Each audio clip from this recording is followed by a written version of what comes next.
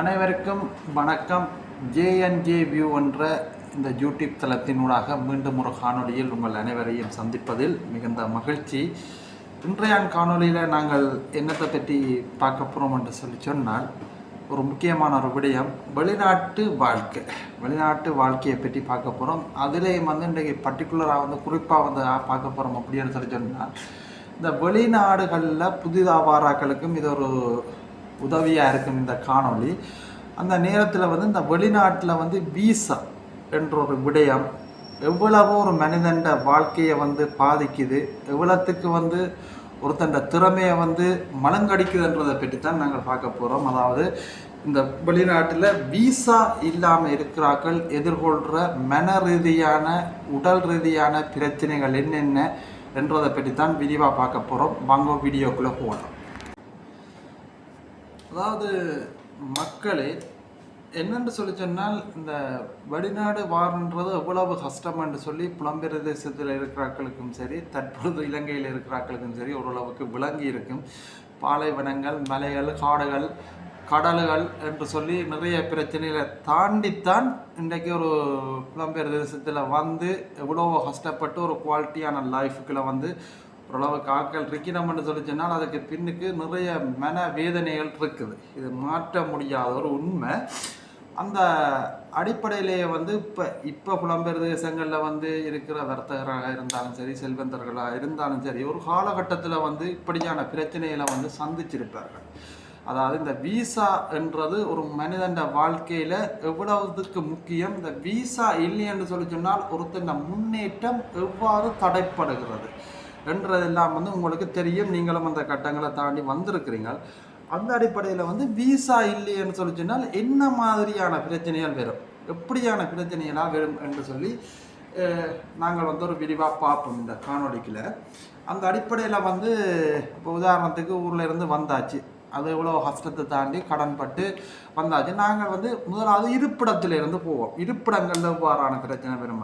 இப்போ நாங்கள் எல்லாருமே வெளிநாடுகளில் இருந்து வந்தோன்னா முதலாவது தேடுற விஷயம் எங்களுடைய விசா பிரச்சனை, எங்களை அகதி அந்தஸ்துக்குரிய பிரச்சனைகளை பார்த்த பிறகு எல்லாருமே வந்த உடனே எல்லாருக்கும் யோசிக்கிறது நாங்கள் வந்த கடனை கொடுக்கணும், அந்த கடனை எப்படி அடைக்கணும், வட்டி காசு எப்படி கட்டணும்ன்ற யோசனை எல்லாருக்கும் இருக்குது. ஸோ அந்த அடிப்படையில் முதலாவது எல்லாரும் எதிர்பார்க்குறது வேலை, சரியா. மற்றது இருப்பிடம், ஒரு நிலையான இருப்பிடம். இது எல்லாருக்குமே ஒரு சொந்த பந்தங்கள் வெளிநாடுகளில் இருக்க போகிறதில்ல, வேறவர்கள் போடுற நாட்டில் சொந்த பந்தங்கள் இருக்க போகிறதில்ல. அப்படி இருந்தாலுமே அவர்களுமே ஒரு குறுகிய ஒரு சின்ன ஒரு வீட்டில் இருக்க எல்லாட்ட வீட்லேயும் எல்லாரும் போய் தங்கி கொள்ள முடியாத ஒரு சூழ்நிலை வரும். அந்த அடிப்படையில் முதலாவது வீடு, ஒரு வீடு இருக்கிறதுக்கு ஒரு இருப்பிடம் என்று சொல்லி சொன்னால், அநேகமான நாடுகளில் பார்த்தீங்கன்னு சொல்லி சொன்னால் கூடுதலாக எல்லாரும் சேர்ந்து இருக்கிறது ஒரு வாடகைக்கு ஒரு சமரி என்று சொல்லிவிடும். சரி, சமரி என்று சொல்லிக்கல ஒரு வீட்டில் ஒரு ரூமுக்குள்ள 4 பெட்டை போட்டிருப்பாங்க, மேலுக்கு கீழுக்கு பெட் போட்டிருப்பாங்க. அப்போ ஒரு ரூமுக்குள்ள 4, சில இடங்கள்ல 6, ஆச்சரியப்படுறதுக்கும் இல்லை. அப்படியான இடத்துல ஒரு பெட் மட்டும்தான் இருக்கும். அந்த பெட்டில் எங்களுக்குரிய பெட்டுக்கும் அதுக்குரிய எங்களுடைய உணவு தேவைகளுக்கும் சேர்த்து ஒரு 300 யூரோக்கள் இல்லாட்டி 350 யூரோக்கள் அறவிடுவினோம். மாத கட்டணமாக அந்த காசு வேண்டுவினோம். அந்த காசை நாங்கள் செலுத்தணும். அப்போ அந்த அடிப்படையில் நாங்கள் ஒரு வீட்டுக்குள்ளே போனோம்னு சொல்லி சொன்னால், உண்மையிலே எல்லாரையும் நான் குறிப்பிட்டு சொல்லல, ஒரு குறிப்பிட்ட சில பேர் அன்றாடம் நடக்கிற ஒரு பிரச்சனையில் தான் நான் கதைக்கிறேன். அந்த அடிப்படையில் ஓகே, ஒரு 350 யூரோ என்று சொல்லிக்கல புதுசாக வந்துட்டேன் என்னடா தம்பி விசா இல்லை தானே, அப்போ இதாண்டி போட்டு முதலாவது நான் சொன்னேன் அந்த வேலை என்றதை வச்சு எல்லாரும் போன கேட்டோன்னே, அண்ணன் எனக்கு ஒரு வேலை ஒன்று எப்படியாவது எடுத்து தாங்க, அண்ணன் என்ன வேலைன்னு சொல்லி சொன்னாலுமே ஓகே, நான் உங்களுக்கு இந்த வேலையை எடுத்து தாரேன், கொஞ்சம் பொறுங்கோ, இந்த வெயில் விரட்டும், இந்த சனம் அடிக்கட்டும் என்று சொல்லி போட்டு ஒரு வேலையை சாட்டி தங்கட எடுபூடி வேலைகளுக்கு இந்த விசா இல்லாதவர்களை பயன்படுத்தி கொள்ளுவினேன். சரியா, ஒரு விசா இல்லாத அதுக்கு தேவையான சிகரெட்டை வேண்டி கொண்டு வரணும். ஏன்னா எல்லா கூடுதலான இடங்களில் லிஃப்ட் இருக்காது. அப்போ கீழே இறங்கி போய் அந்த கடற்கரைகளுக்கு போகிறதுக்கு அன்றாட வீட்டு சாமான் பண்ணுறதா இருக்கட்டும், தங்களோட பியர்கள் பண்ணுறதா இருக்கட்டும், சிகரெட்டுகள் பண்ணுறதா இருக்கட்டும், தங்களோட இடப்பொடி வேலைகளுக்கு பயன்படுத்தி கொள்ளுவினோம். மற்றது அந்த சமரியண்டு நான் சொல்கிறது வந்து என்னத்தை எழுதுச்சுன்னா சமரியண்டு சொல்லிக்கல வந்து இப்போ எங்களை சாப்பாடும் ரூமும் சேர்ந்து இருக்கைகளை வந்து அந்த ரூமும் வந்து அவ்வளோ கம்ஃபர்டபுளாக இருக்கா, அவ்வளோ வசதிகளாகவும் இருக்காது. வந்து ஈவன் வந்து நாங்கள் எங்களுக்குரிய தலையணை பெட்ஷீட்டு கூட நாங்களாம் வேண்ட வேண்டிய ஒரு சூழ்நிலை வரும். அப்படி இருக்கைகளை வந்து அந்த ஒவ்வொரு நாளைக்கு ஒவ்வொருத்தர் வந்து அந்த வீடு சுத்தம் செய்கிறதா இருந்தாலும் சரி, இல்லாட்டிக்கு சாப்பாடு சமைக்கிறதா இருந்தாலும் சரி, ஒவ்வொரு டேர்ன் இருக்குது. அந்த டேர்னுக்கு கூட தம்பி நான் வேலை எடுத்து தரேன், இதை செய் அதை செய்யன்னு சொல்லி ஒவ்வொரு நாளும் சட்டிபானை கழுவி சமைக்க பண்ணி, இவன் வந்து ஒரு விசா உள்ளவர்கள் ஒரு வேலை உள்ளவர்கள் எந்த தொகை பணத்தை கொடுக்கிறார்களோ அதே தொகை பணத்தை கொடுத்து தான் இந்த விசா இல்லாதவர்களும் புதிதாக வந்தவர்களும் இருப்பார்கள். ஆனால் அவர்களுக்கு நாங்கள் வேலை எடுத்து தரோம்னு சொல்லி ஒவ்வொரு நாளும் சட்டிவான கழுவணும், ஒவ்வொரு நாளும் சமைக்க பண்ணுவார்கள், ஒவ்வொரு நாளும் வீட்டை சுத்தம் செய்ய பண்ணுவார்கள். அப்படியான வேலையில் வந்து வேண்டிக் கொள்வார்கள். ஆனால் கடைசி வரைக்கும் வந்து அவர்கள் வேலை எடுத்து கொடுப்பார்களான்னு கேட்டால் இல்லை. அது வந்து ஒரு வெறும் வாய்ப்பேச்சாக மட்டும்தான் கூடுதலான இடங்களில் வந்து இருக்கும். எடுத்து தாரன்னு சொல்லி தங்களோட தேவைகளை பயன்படுத்தி கொள்வார்கள். இப்போ அதாவது அது எப்படி இருக்கும்னு சொல்லி சொன்னால் அந்த ஒரு மாதம் கடைசி வரைக்கும் வந்து ஒரு நல்ல மாதிரி தம்பி யோசிக்காத தான் பார்த்துக்கொள்ளணும்.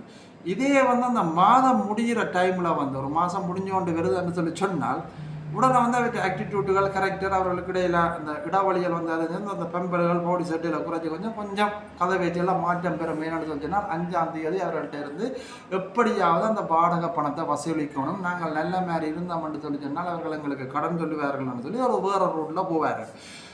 அந்த விசா இல்லாத நபரும் வந்து வேலையும் இல்லை புதிதாக வந்த இடத்துல வந்து ஊரில் இருந்து வட்டிக்கு காசு எடுத்து இங்கே வந்து வாடகை கட்டுற கன பேர் வந்து நம்ம இப்போ அதாவது வந்து ஏற்கனவே வந்து ஒரு 90 லட்சமோ ஒரு கோடியோ செலவழித்து வந்தும் நீங்கள் வந்து தங்களுடைய அன்றாட செலவுகளுக்கு கூட வந்து இந்த ஊரில் இருந்து அவர்களுடைய பெற்றோர்கள் வந்து காசு அரேஞ்ச் பண்ணி அனுப்பினோம். அந்த காசை எப்படியாவது எடுத்து இதே வந்து அந்த காசு வந்து அந்த ஊரில் இருந்த காசை இங்கே எடுக்கிறோன்னு சொன்னால் அதில் எவ்வளோ கஷ்டங்கள் இருக்குமென்னு சொல்லியும் உங்களுக்கு தெரியும்.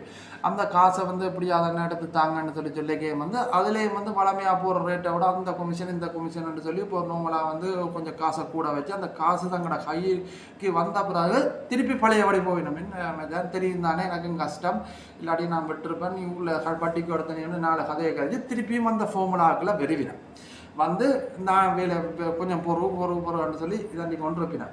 இப்போ இதிலேருந்து நாங்கள் விளங்கி கொள்வது என்னன்னு சொல்லி சொன்னால் வந்து இப்போ ஊர்லேருந்து வெர்றாக்கள் வந்து நீங்கள் வந்து முதலாவது வந்து வெளிநாடு விரைக்கில் வந்து எப்போவுமே வந்து அந்த நீங்கள் போகிற நாட்டை பற்றி அரைஞ்சி போட்டு வாங்கும்.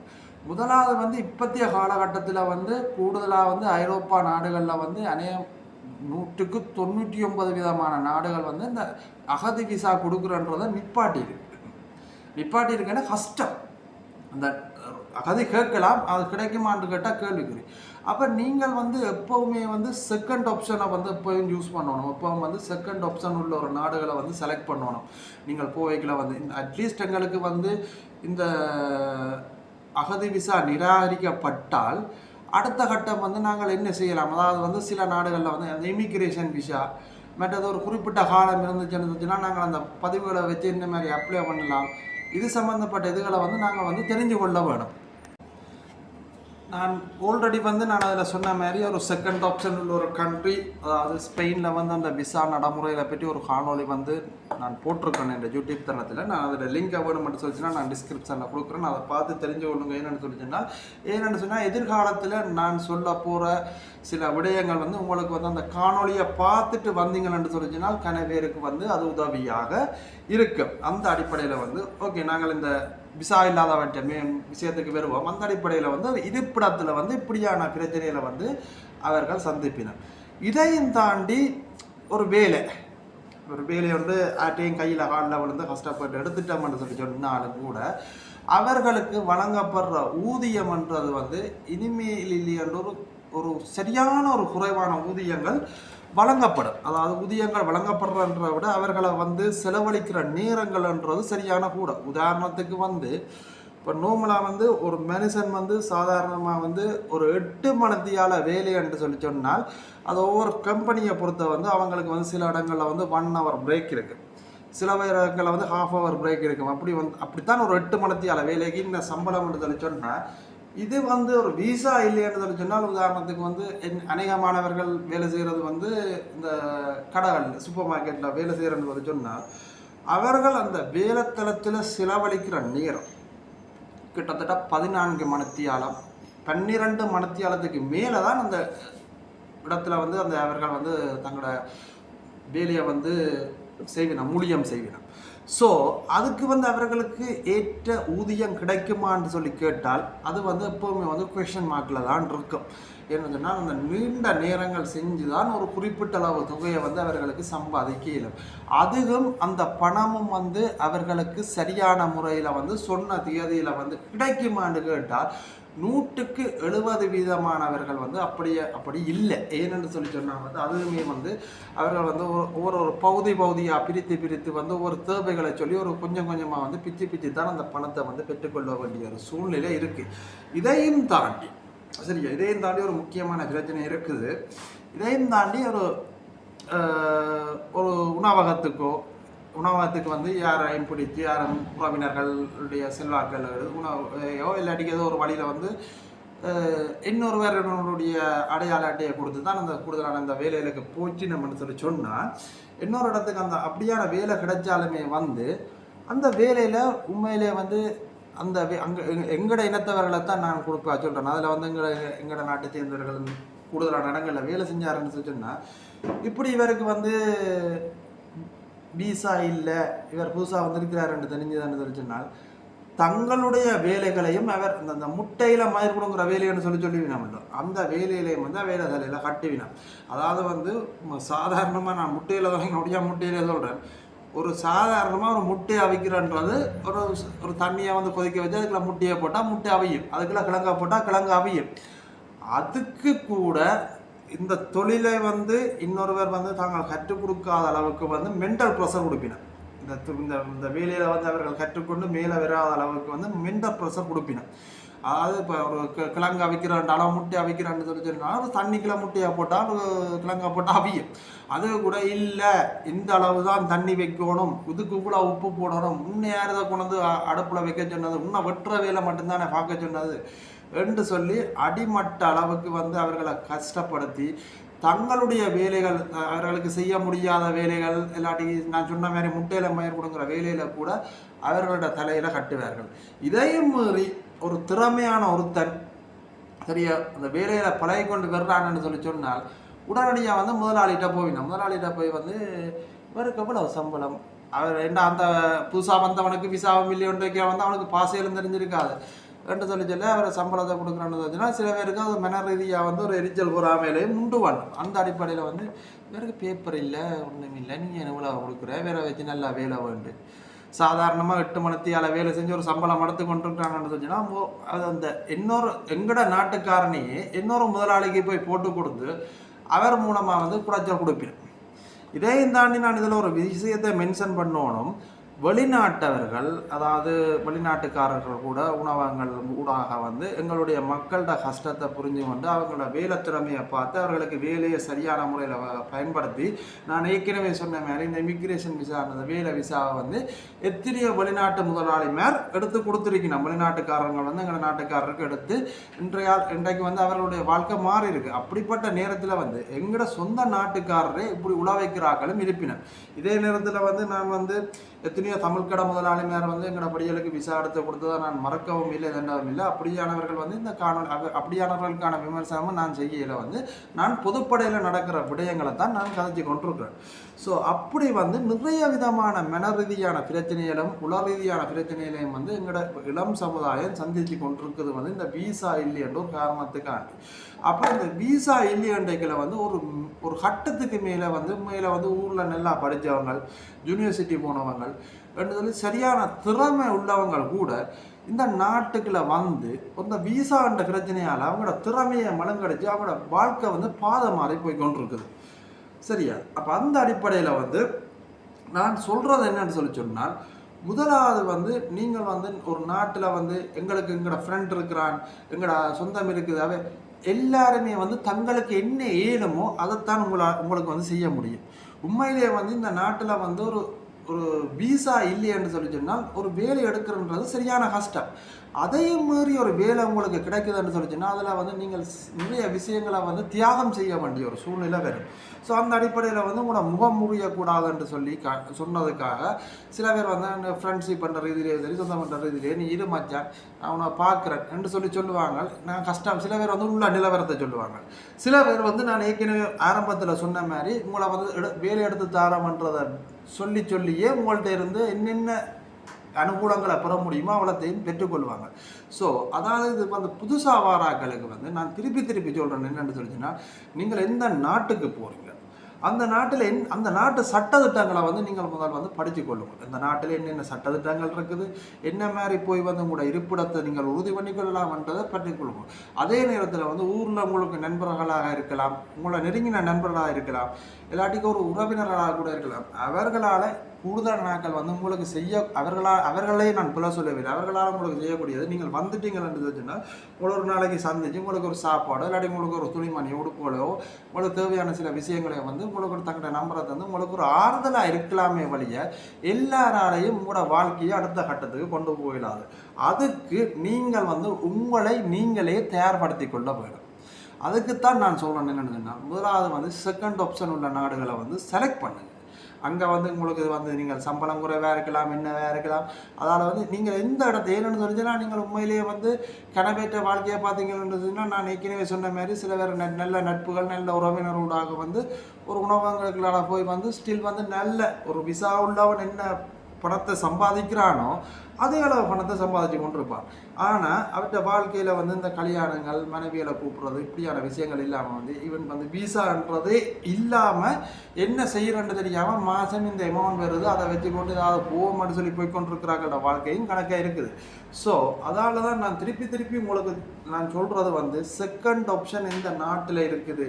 ஏன்னா நீண்ட காலத்துக்கு வந்து நீங்கள் வந்து ஒரு நாட்டில் வந்து உங்களுக்குரிய ஒரு அடையாள அட்டை இல்லாமல் இருக்க முடியாது. அப்போ அதால் வந்து விசான்றது இவ்வளவு முக்கியம்ன்றதை உணர்ந்து அதற்குரிய நான் மெட்டாக்களை மாதிரி வெளிநாட்டுக்கு வராதவங்க தண்டாக கொண்டு சொல்ல மாட்டேன். வெளிநாட்டுக்கு வாங்கோ, அதுக்குரிய ஆயுத்தங்கள் அதுக்குரிய செயற்பாடுகளோட வந்தீங்கன்னு சொல்லிச்சுனால் உங்களோட வாழ்க்கை வந்து நல்ல மாதிரி இருக்கும். அப்படி இல்லைன்னு சொல்லிச்சுனால் இந்த விசா இல்லைன்னு சொல்லிச்சுனால் எல்லாரும் சொல்கிற மாதிரி ஒரு நாய் கூட மதிக்காது. இந்த வெளிநாட்டில் நாய்க்கு இருக்கிற மதிப்பு கூட உங்களுக்கு வந்து இந்த விசா இல்லாதவங்களுக்கு வந்து கடைசி வரைக்கும் இருக்காது. ஆகவே புத்திசாலித்தனமாக பாருங்கோ, புத்திசாலித்தனமாக நடந்து கொள்ளுங்க. இனி வரும் எதிர்காலங்களில் வந்து நான் வந்து சில நடைமுறைகள் எந்தெந்த நாட்டில் எந்தெந்த நடைமுறைகள் இருக்குது என்ன மாதிரி செயற்பட்டு கொள்ளலாம்ன்ற விடயங்களை வந்து நான் முடிஞ்ச அளவுக்கு என்னால் சேகரித்து நான் இதில் வந்து அப்லோட் பண்ண பார்க்குறேன். ஆகவே மக்களே திருப்பி சொல்கிறேன், இந்த விசா இல்லாதவர்களையும் வந்து நீங்கள் வந்து கவனத்தில் கொள்ளுங்கோ, அவர்களையும் ஒரு மனுஷராக மதியுங்கோ, அவர்களுக்குரிய வழிமுறைகளையும் சொல்லிக் கொடுங்கோ. புதுசாக யாரும் வந்தால் வந்து உங்களால் ஏழுமென்று சொல்லி சொன்னால் அவர்களுக்கு ஒரு வேலை வாய்ப்புகளோ இல்லாட்டி உங்களுக்கு முடிஞ்ச உதவிகளை செய்யுங்கோ. தயவு செஞ்சு அவர்களுக்கு வந்து எடுத்துத்தாரோம்னு சொல்லி உங்களோட சொற்ப வேலைகளுக்காக அவர்களை வந்து தயவு செஞ்சு பாவிக்காதவங்க. ஏனென்றால் அவர்களும் எங்களோட நாட்டு மக்கள், அவர்களும் மனிதர்கள், அவர்களுக்கு மனசு இருக்குது, குடும்பம் இருக்குது, அவர்களும் வந்து அடுத்த கட்டத்துக்கு போகணும் என்று சொல்லி ஏனென்று சொல்லி சொன்னால் நீங்களும் இந்த விரைக்கில் வந்து ஒரு ஷாப்பிங் பேக்கில் உடுப்பு கொண்டு தான் வந்த நீங்கள் கடந்து வந்த பாதையில தான் அவர்கள் வந்து கடினமான முறையில் வந்து இப்பொழுது கடந்து கொண்டு போயிருக்கிறார்கள். நீங்கள் வெளிநாட்டுக்கு வெற பாதை அந்த காலத்தில் வெளிநாட்டுக்கு வந்த வெற பாதையில் வந்து கடினமாக இருந்தது. ஆனால் இங்கே வந்து அவ்வளவு கடினமாக இல்லையே. இப்போ வந்து வெளிநாட்டுக்கு வெற பாதையில் வந்து இலகுவாக இருக்குது. ஆனால் அந்த வெளிநாட்டுக்கு வந்த பிறகு அவர்கள் கடந்து செல்கிற பாதைன்றது வந்து உண்மையில வந்து இனிமேல் இல்லை என்ற ஒரு கடினமான பாதை. அதை மனதில் வைத்துக்கொண்டு நீங்கள் வந்து நடவுங்க என்று சொல்லி கேட்டு மீண்டும் ஒரு காணொலியை சந்திக்கும் வரை உங்களை வந்து வரவேற்றுக் கொள்கிறேன். நன்றி, வணக்கம்.